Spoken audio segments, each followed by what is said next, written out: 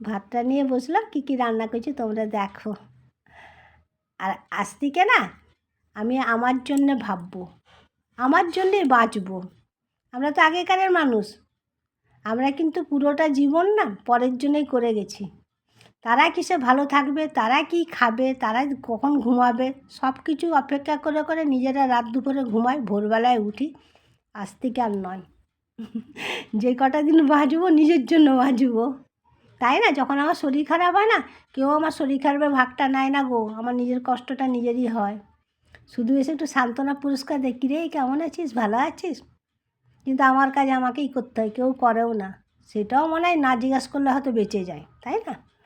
তো অনেকগুলো তো কথা বক বক করে বলে ফেললাম। আজকালের মেয়েরাই ভালো গো, বাইরে থাকে, বাইরে কাজ করে। আমরা তো কিছুই পারলাম না, সারা জীবন সংসার সংসার করেই মরে গেলাম। আর তোমাদেরকে তো জিজ্ঞাসা করা হলো না তোমরা কেমন আছো, আশা করি তোমরা ভালো আছো। আর আমি কী রেঁধেছি জানো? ধনেপাতা দিয়ে মুসুরির ডাল করেছি, চিকেন করেছি, কাঁচকলা ভাজা, মাছ ভাজা, আলু সিদ্ধ, একটা বড় দেখে কাঁচা লঙ্কাও নিয়ে নিয়েছি।